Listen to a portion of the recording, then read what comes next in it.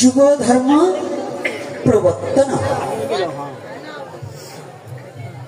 যে যুগের যে ধর্ম। গতকালও বলেছিলাম কলি যুগের ধর্ম হয় নাম সংকীর্তন। গতকাল এখানে আলোচনা ছিল না, বলছিলাম কি না? কি বাবারা, গতকাল যারা এসেছিলেন, আজকে নতুন আসছেন যারা, তারা নয় না জানেন, কিন্তু যারা এসেছিলেন তারা, মায়েদের মস্তক কিন্তু ফাঁকা হয়ে যায় কেন? আবার ঢেকে দিতে গরম লাগছে, গরম লাগছে, হাত তালি দিতে তো তাই গরম লাগছে। যতই বলেন আমি কিন্তু আমার তাল ছাড়বো না, কারণ আমার তাল ঠিক রাখবো। আমার তাল গাছ আমার ভাগে রেখে দিতে হবে যেদিকে আলোচনা করি। কারণ চারটি বস্তু সনাতনের মূল কি? চারটি বস্তু, তাহা কি? যেমন একটা ঘর তৈরি করতে হলে যদি 4 গুণা 4টি খুঁটি না থাকে তাহলে ঘরটা যেমন দাঁড়ায় না, তদ্রূপ এই 4টি বস্তু যদি সনাতনে না থাকে সে কোনোদিন ধার্মিক হতে পারবে না। সেটা কি কি? সত্য, সরলতা, প্রেম, পবিত্রতা। কি কি? সত্য, সরলতা, প্রেম, পবিত্রতা। এই 4টি বস্তু যাদের মধ্যে নেই, যে বাড়িতে নেই, যে ঘরে নেই, যে মানবের নেই, সে কখনো ধার্মিক হতে পারবে না। মালা, তিলক, আসলা, ঝোলা যতই নেন না কেন, আশার মালা, তুলসীর মালা, রুদ্রাক্ষের মালা, যে মালাই নেন না কেন, কোনো মালায় কাজ হবে না। কোনো মালায় কাজ হবে না। কারণ আমি গতকাল যে কথাটা বলেছিলাম, অনেকে ব্যথা পেয়েছেন, আর ব্যথা পেলেও আমার কিছু করার নেই, কারণ সত্য যেটা সেটা বলে যেতেই হবে। সনাতন ধর্ম অধিকাংশ লোক না জেনে করা হয়। ধর্ম কি অনেকে জানি, অথচ ধর্মের লেবাস করে সমাজে পয়সা থাকলে পরে মূর্খ জ্ঞানী হয়ে যায়। জ্ঞানী লোকের কদর নাই যদি পয়সা না থাকে। আর সাধু আমি যতই হই, যদি আমার মঠ মন্দির বড় না থাকে তাহলে ভজনেও কাজ হয় না। মঠ মন্দির বড় বড় বিল্ডিং এর প্রয়োজন। আর প্রকৃত মহাত্মা যারা, তারা কি করেছেন? সনাতন গোস্বামী, রূপ গোস্বামী, যত বড় বড় রঘুনাথ গোস্বামী, এই নরোত্তম দাস ঠাকুর মহাশয়, তারা ধন ঐশ্বর্য পরিত্যাগ করেছে। আর আমার মতো দুরাচার ধন ঐশ্বর্যকে আঁকড়ে ধরতে চাই।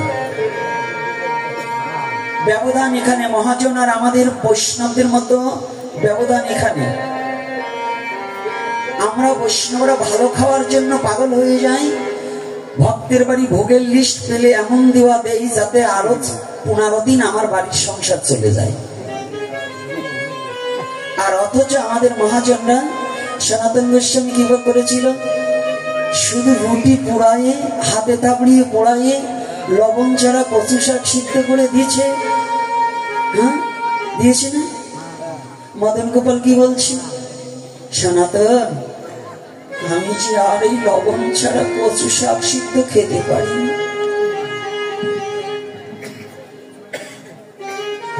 সনাতন বলছে, আজকে তুমি লবণ চাচ্ছ, কালকে তুমি ঘি চাবে, মাখন চাবে, আমি কোথায় পাবো? আমি ভিখারি, ভিক্ষা করে খাই।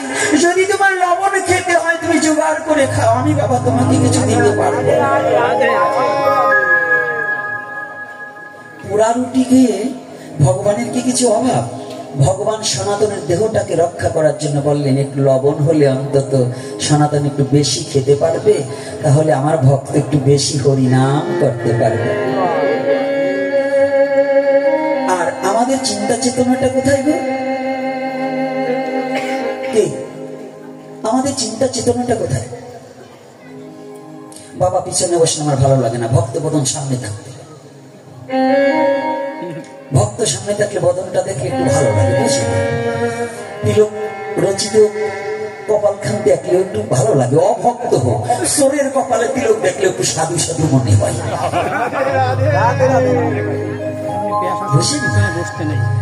একজন গেছে, আমার কথায় কথায় কিন্তু দর্শন মনে পড়ে যায়। একজন বাজারে গিয়ে চুরি করছে, কিন্তু সারা গায়ে তিলক, দাদার সঙ্গে তিলক ধারণ করছে। এখন আর একজন বলছে, এই কি তোর তিলক মস? বলছে কেন? তোরে যে আমি মারবো, কোন জায়গায় মারবো? বলছে কেন? বলছে তোর অঙ্গে যে শ্রীহরি মন্দির অঙ্কিত, তোর সারা অঙ্গে যে দাদা সঙ্গে তিলক রচনা করা, তোকে যে আমি মারবো, তোকে মারলে তো আমার প্রভুর অঙ্গে আঘাত করা হয়। এজন্য চোরের অঙ্গেও বলছে, যদি কোনো সাধারণ ব্যক্তির অঙ্গেও দাদা সঙ্গে তিলক ধারণ দেখবে, নিঃসন্দেহে কলির দেবতা জানিয়ে তাকে প্রণাম করিবে। তো যেখানে কথাটা ছিল, আজকে সনাতন যে ভগবানকে যোগী পায় না যোগ সাধনে, ব্রহ্মা পায় না ব্রহ্ম জ্ঞানে, সেই সনাতন ভগবান নিজে বলছে আমাকে একটু লবণ দিয়ে খাও, আর বলছে তুমি চলে যাও। একটু ভাবতে পারেন এই জায়গাটাকে? একটু ভাবতে পারেন এই জায়গাটার মতো কি বৈষ্ণব কতজন আছে বলুন তো? আমরা তো স্বার্থবেশী, আমি অন্তত স্বার্থবেশী বৈষ্ণব। আমি বৈষ্ণব হতে পারিনি, কারণ মহাপ্রভু যেখানে স্বীকার করলেন না, মহাপ্রভু যেখানে বললেন বৈষ্ণব হইতে মোর মনে ছিল সাত, ত্রিনাদ বিষ্ণুকে পড়ে গেলাম বা ত্রিনাদ বিষ্ণু যেন তো দেব সহিষ্ণান অমানেন মানদেন কীর্তনিয়ান সদা। আর আমি বৈষ্ণব হবো কি করে? কোনো সাহস। আমরা তো একেবারে বৈষ্ণব সেবা নিমন্ত্রণা করলে একেবারে মরিয়া হয়ে উঠি, মরিয়া হয়ে উঠি না? হ্যাঁ, কি উঠি কি না? আবার বৈষ্ণব একজন যদি নিমন্ত্রণ আর একজনকে না করে, দলের একজনকে কয় আমাদের দলের অমুককে বলেনি, আমরা যাবো না। ওরে বাবা রে বাবা, কপিন খুলে ধারা শুরু করবে বৈষ্ণব। এই যে দলাদলির বৈষ্ণব, যদি বৈষ্ণবের দ্বারা গ্রামে কোনো দল হয় নাকি বৈষ্ণব? কি সাধু বাবারা কথা বললেন না কেন? যদি ব্রাহ্মণের দ্বারা কোনো অন্যের ক্ষতি হয়, বৈষ্ণবের দ্বারা যদি গ্রামে সমাজে দল বাঁধে, যদি বৈষ্ণবের দ্বারা বৈষ্ণব যদি কারো পাও ধরেও যদি হয়, তাহলে গ্রামের শান্তি ফিরিয়ে আনতে হবে। এটাই বৈষ্ণবের লক্ষ্য। আর আমরা বৈষ্ণব হয়েছি, অন্তত আমি হয়েছি গ্রামে আর অশান্তি বাজাবার জন্য, দ্বন্দ্ব বাঁধাবার জন্য, দলাদলি করার জন্য। কিন্তু মালা তো আর কম নেই, তিলক তো আর কম করিনি, সাদা কাপড়ও কম করিনি, কিন্তু মনটাকে সাদা করতে পারি। কষ্ট পাচ্ছেন না? কথাটা একটু বিবেচনা করে দেখুন, কথাটা একটু বিবেচনা করে দেখুন। এই জগৎটাকে সংশোধন করবে কারা? আমরা সর্বস্বামীর রায় দিচ্ছি যারা বৈষ্ণবরা। সর্বস্বামীর ত্যাগ তিতিক্ষা সম্বন্ধে আমাদের কতটুকু অবগত আছে গো? বুকে হাত দিয়ে বলুন তো, নারী জাতি ও মায়েরা, আপনাদের মতো বৈষ্ণবী রানা কুম্ভের স্ত্রী, রাজার স্ত্রী, রানী মীরা, সে ভিখারিণী হয়ে গিরিধারীর জন্য বৃন্দাবনবাসী হয়ে গেল। ত্যাগগুলো বুঝতে হবে। লক্ষ্য হীরা আপনাদের আর কি রূপ? তৎকালীন সময় তার কাছে যেতে হলে, তার দেহটা ভোগ করতে হলে 1 লক্ষ টাকা দিতে হবে। তৎকালীন সময় 1 লক্ষ টাকা চোখে দেখার মতো পুরুষ ছেলে খুব কম ছিল। তাহলে জমিদার পুত্র ছাড়া তার হতো না।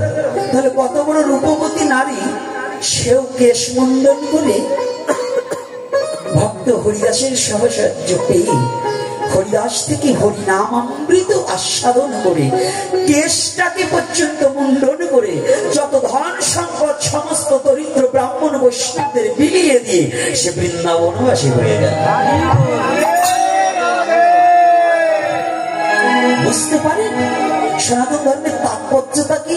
আর আজকাল বুড়ি চামড়া ঢিল হয়ে গেছে, তা বুড়ো ফিলাপ করে কুশিতে কাপড় পরে মনে করে একেবারে জলের মধ্যে ঠাসিয়ে দিচ্ছে।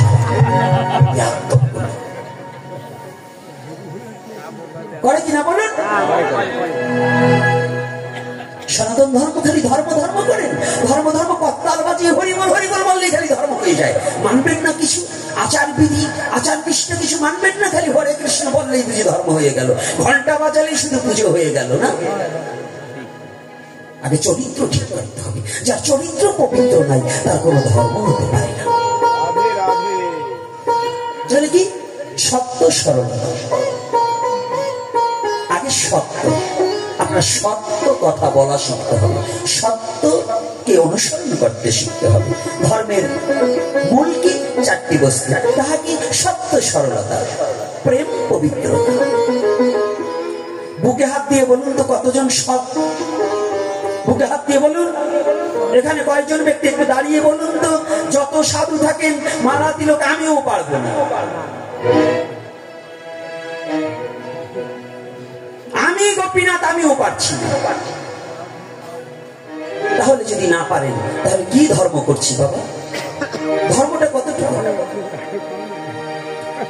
এখনই বৈষ্ণব সেবার নিমন্ত্রণ দেন, দেখবেন এই গ্রামে যদি বৈষ্ণব সেবার নিমন্ত্রণ দেন কয়েক হাজার সাধু চলে আসবে। আসবে কিনা? কিন্তু আসবো।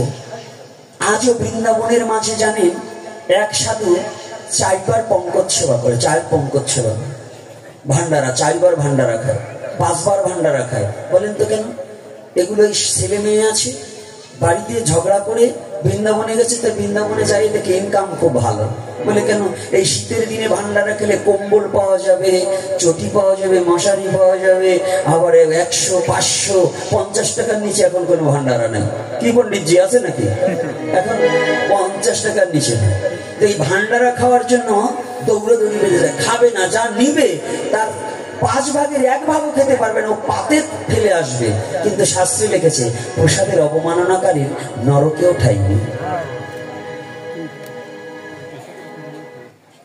পঙ্কজ খাও, তুমি ভান্ডারা খাও, তুমি ভান্ডারা খেতে হলে তোমার যা উদর পূর্ণ হয়ে যাবে, তারপরে আর খাওয়ার প্রয়োজন করে না। তুমি দক্ষিণার লোভে, পাওনার লোভে যারা শুধু ভান্ডারা খেয়ে বেড়ায়, এরা একজনও কিন্তু বৈষ্ণব নয়, এরা ব্যবসায়ী।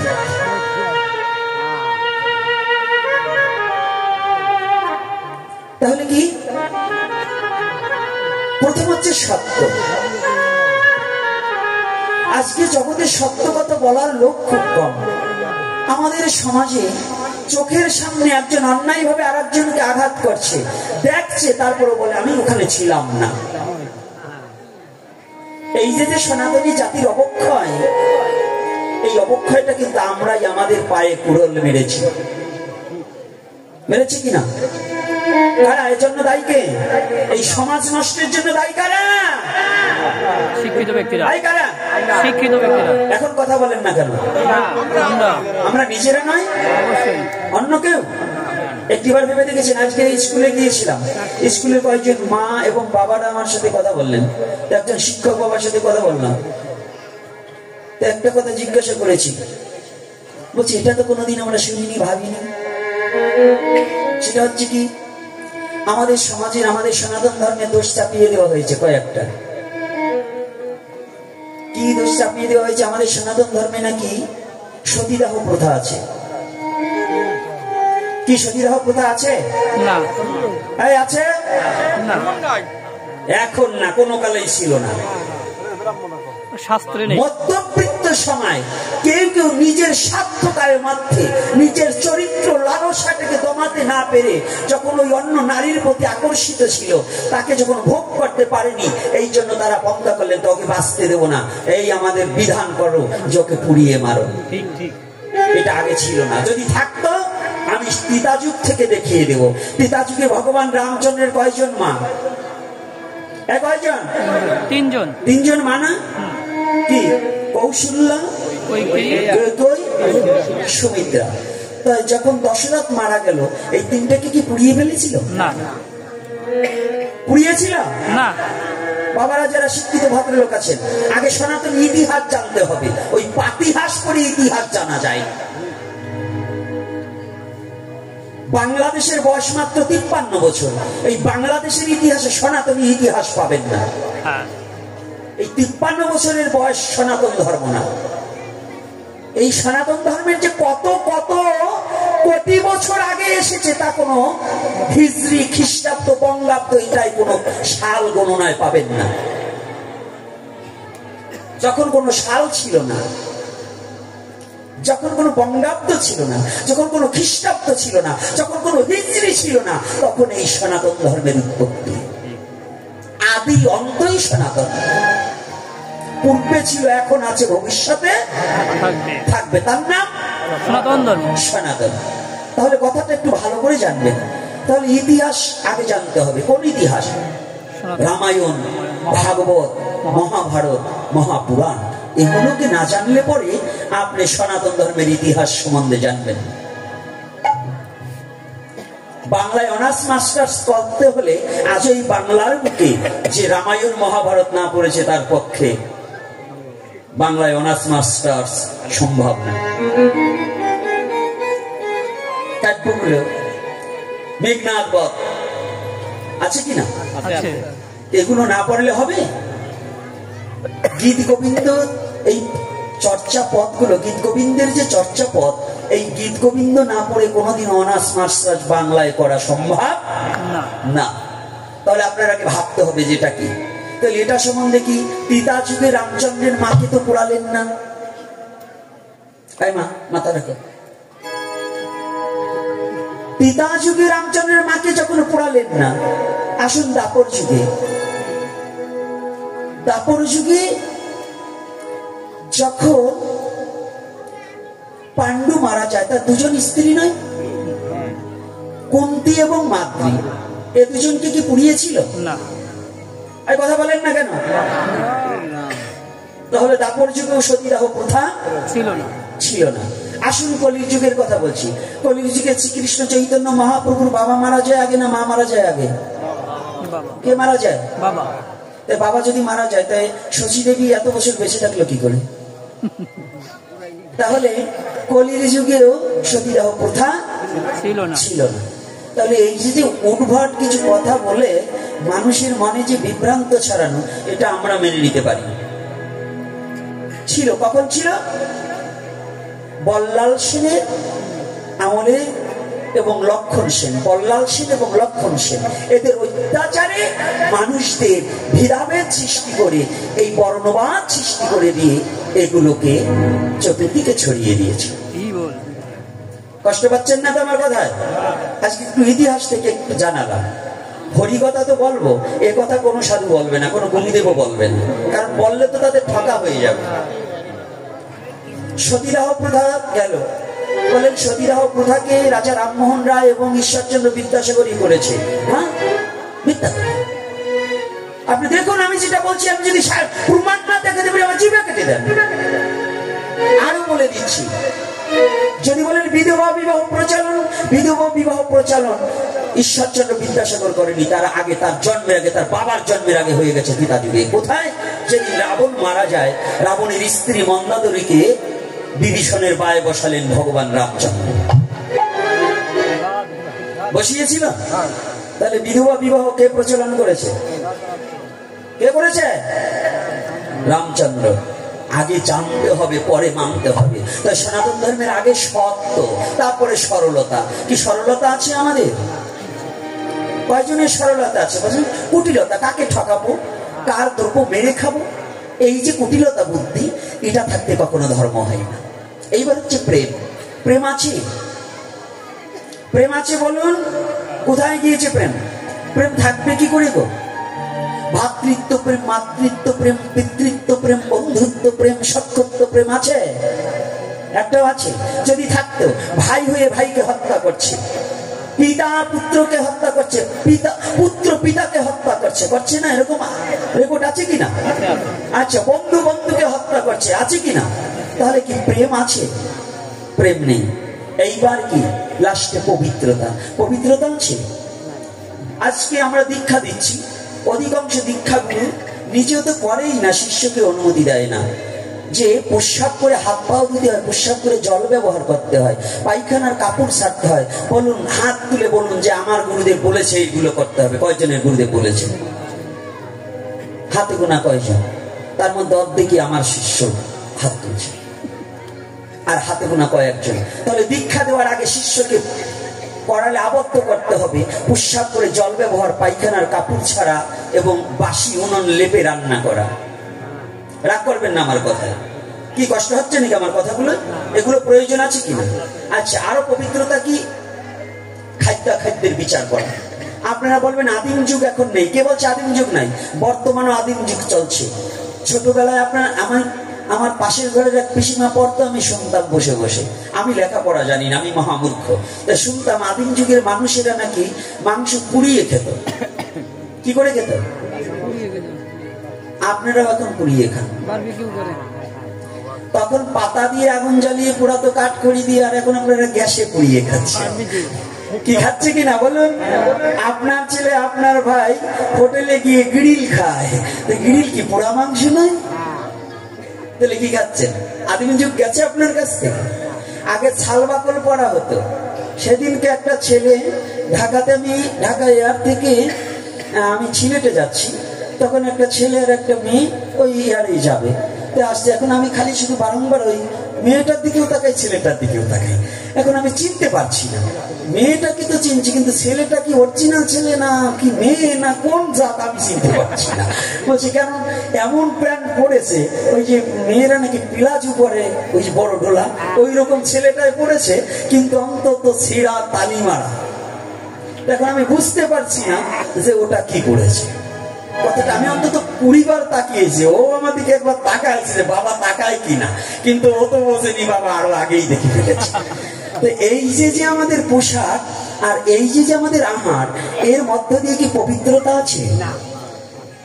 হ্যাঁ, গতকাল শুনলাম, সত্য কিনা আমি জানি না, আমার ছেলেটা বললেন যে কোনো কারণে যে প্রতিবাদটা সনাতনীদের এতবার বলে দিচ্ছি, এই শুধু 5ই আগস্ট নয়, আমি আজ থেকে নয়, আমি বহুদিন ধরে যে প্রচারটা চালাচ্ছি যে পুজোতে অশ্লীল নৃত্য, পুজোর মধ্যে নিশাদ্রব্য পান করা এবং অশ্লীল নারী নৃত্য করা, এটাকে সনাতন ধর্মের অবৈধ, এটাকে বন্ধ করা হোক।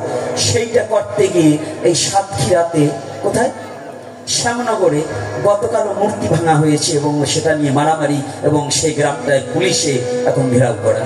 তাহলে বুঝুন অভদ্র কারা? আমরা নয়? হ্যাঁ, অভদ্র জানোয়ার কারা? আমরা কাকে ডরাবো ভয়ে? কোন সাধুরা, কোন ভক্ত পৃথিবীর কোন অসুরকে ভয় পায় না। কেননা সাধু জানে মৃত্যু অনিবার্য হবে, তবে সৎ কথা বলে মরবো, হরি কথা বলে মরবো, হরি নাম করে মরবো। কিন্তু নাম ছাড়া আপনি অকাম করে মরবেন, এজন্য সনাতন দায়ী নয়। এজন্য সনাতন দায়ী নয়। কি সনাতন দায়ী? এই যে মায়ের, আমি বারংবার বলছি মস্তকে কাপড় দিতে, কেন? আমার স্বার্থটা কি? এখানে বিভিন্ন ধর্মের লোক আসতে পারে, আসতে পারে না? আমরাও তো অন্য ধর্মের অনুষ্ঠানে, ধর্মীয় অনুষ্ঠানে অনেক সময় যাই, শুনি কি বলে। আমার ধর্মের তো শোনার জন্য অন্য ধর্মের লোক আসতেই পারে, এটা কোনো ব্যাপার না। এক দেশে আমরা বসবাস করি, তাহলে তারা যদি এসে দেখে আমার সনাতনী মায়েরা ওই পেত্নির মতো বসে রয়েছে, পিঠ বের করে দিয়ে 4 আঙ্গুল বিলাজের বর্ডার দিয়ে বসে আছে, আচ্ছা বলুন এইটা ওই অন্য ধর্মের লোককে বাইরে আলোচনা সমালোচনা করবে না? অবশ্যই করবে। করবে কিনা? করবে। তাহলে আপনার ধর্ম কোনটা? আমি যেমন একটা কথা বলেছি এর আগে, আজকে একটু নীতি কথা বলি, তারপরে ভগবানের কথা বলবো। কষ্ট হচ্ছে না তো সাধুদের? কি সাধু বাবারা কষ্ট হচ্ছে না? কারণ আমার একটা কথা আছে, যে বাড়ির ল্যাট্রিন পরিষ্কার এবং ঠিক রাখতে পারবে না, সে যেন মন্দির গড়ে না। যে মন্দিরে থাকে মাটির মূর্তি, সেই মূর্তিকে তুমি পর্দা দিয়ে টাইজ বসিয়ে মন্দির করেছো।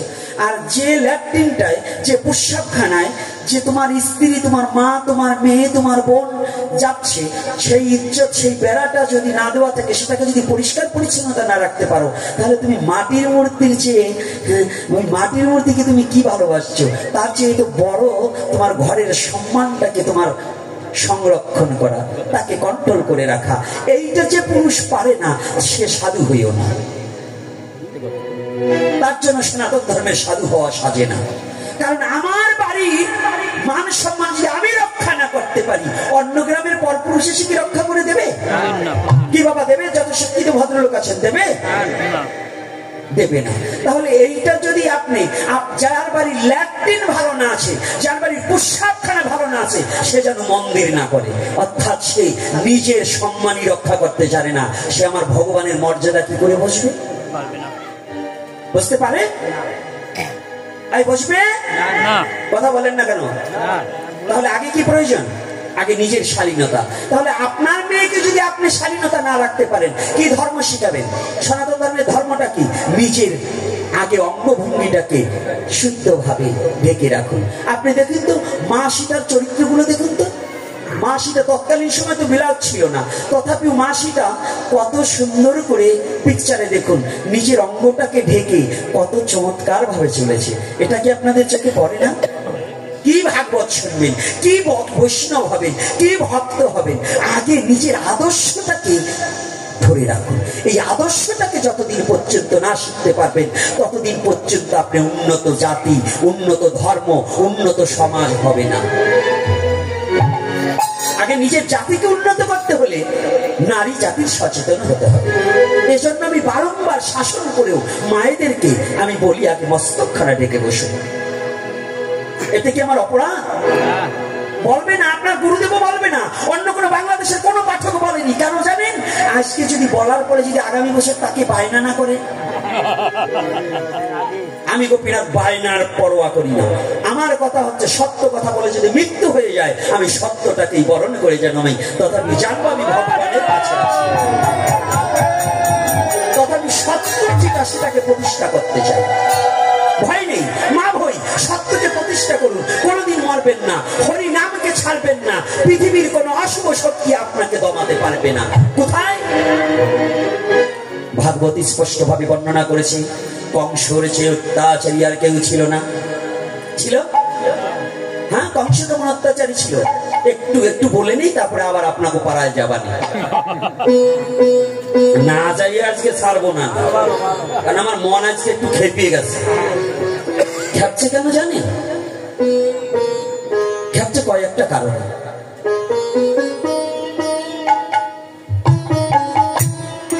বয়স্ক 80 বছর 85 বছর বৃদ্ধ আজও লুঙ্গি পরে, তপন পরে, তপন ধুতি পরা ভুলে যাচ্ছে। 85 বছরের বৃদ্ধ সে কি গ্রামে কি ইন করে প্যান্ট পরে কি মেয়েদের দেখাতে যাবে? তাহলে ধুতি পরলে পরে দেখলেই একটা প্রণাম করতে ইচ্ছা করবে, করতে ইচ্ছা করবে কিনা? আর এই বুড়ো ভামগুলো লুঙ্গি পরে হাঁটলে পরে ভক্তি জাগে? জাগে? এজন্য আজকে একটু টাইট করবো। এই টাইট আগামীতে আনবেন কি না আনবেন ওই পরোয়া করে গোপীনাথ আসেন। একটা মুখ ভগবান একভাবে চালাবে, তথাপি যেন মিথ্যা না বলি এবং নিজের স্বার্থের জন্য যেন নিজের ধর্মের সাথে নিজের জাতির সাথে যেন বেঈমানি না করি। এটা আমার কথা। ওই সাধু সেজে বেঈমান হতে পারবো না, মিষ্টি কথা কয়ে বেঈমান হতে পারবো না। যারা সমাজের উন্নতি না করে শুধু মিষ্টি মিষ্টি কথা কয়ে ধর্ম প্রচারক হচ্ছে, এরা এক ধরনের প্রতারক এবং বেঈমান। এরা নিজের জাতির উন্নত করছে না, নিজের উন্নত করতে চায়, সমাজকে নিজেকে দেখাতে চায়। আর আমার কথা হচ্ছে না, আমাকে দেখানোর প্রয়োজন না। আমাকে দেখবেন আমার গৌর হরি, আমি যেন আমার জাতিকে কিছু দিতে পারি। আমি ভগবানকে কিছু দিতে পারবো না, কারণ এ যোগ্যতা আমার নেই। আমার কথায় যদি আমার জাতির 5টা মা 5টা ছেলে যদি একটু উন্নত হয়, তাহলে আমার জীবন সার্থক হয়ে যাবে। আমি আর কিছু চাই। আমার সমাজের ছেলেরা জেনে যাক সনাতন ধর্ম কি। সনাতন ধর্ম কোনো নোংরার ধর্ম নয়, সনাতন ধর্ম কোনো রাজনীতির ধর্ম নয়। সনাতন ধর্ম হচ্ছে খাঁটি বস্তু, যার দ্বারা মানুষ উন্নত হতে পারে, মনুষ্যত্বে পৌঁছাতে পারে। সেই ধর্মটার নামই সনাতন ধর্ম।